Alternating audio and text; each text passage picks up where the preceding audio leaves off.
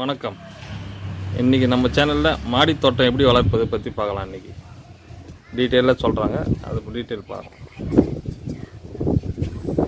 இது வெண்டைக்காய் செடிங்க.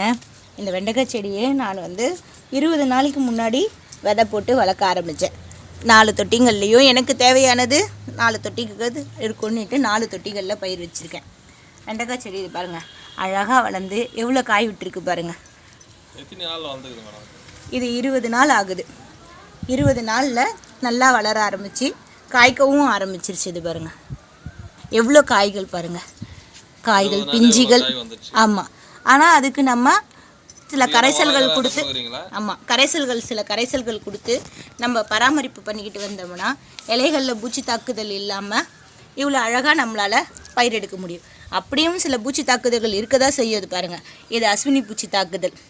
இதுக்கு நம்ம சரியான கரைசல் அடித்தோம்னா இந்த பூச்சி தாக்குதல்லேருந்து இந்த செடியை மீட்டுடலாம்.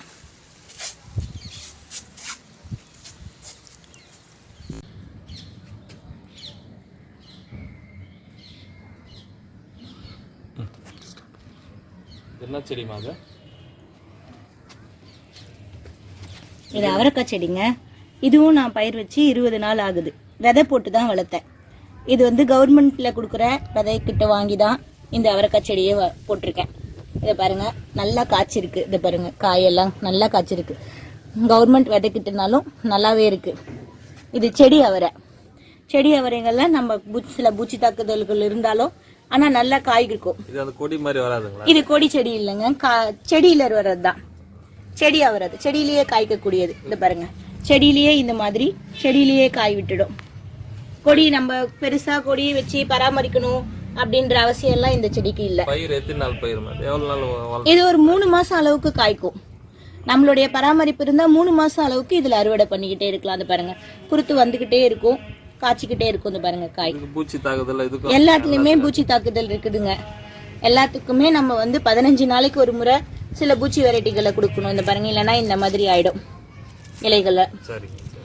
அதுக்கு 15 நாளைக்கு ஒரு முறை நம்ம பூச்சி வெரைட்டி, டெய்லி சில கரைசல்கள், நம்ம சாதம் கழுவுற தண்ணி முதல் கொண்டு எல்லாமே இதுக்கு உரமாக பயன்படும்.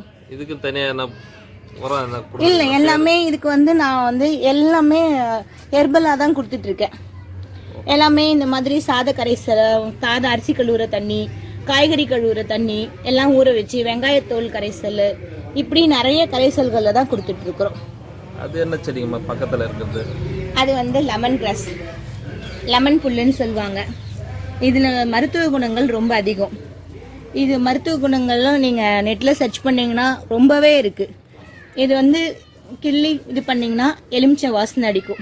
இதில் டீ, ஹெர்பல் பெனிஃபிட்ஸு, மெடிசன்ஸுன்ட்டு நிறைய பண்ணுறாங்க. இது என்கிட்ட இந்த மாதிரி வளர்ந்துருக்குது. இதுக்கான பெரிய அளவில் பராமரிப்புன்னு ஒன்றும் தேவையில்லை. இதை அப்படியே நம்ம வச்சு பராமரித்து வெறும் தண்ணி ஊற்றி வளர்த்துட்டு இருந்தாலே நல்லாவே வளரும். போட்டு குடிக்கலாம். ஆமாம், லெமன் டீக்கு பதிலாக லெமன் கிராஸ் இந்த ஒரு இலையை வெட்டி டீ தூளில் போட்டு நீங்கள் குடிச்சிங்கனாலே நல்ல டீனால மருத்துவ குணங்களும் இதனால நிறைய பெனிஃபிட்ஸ் இருக்குது.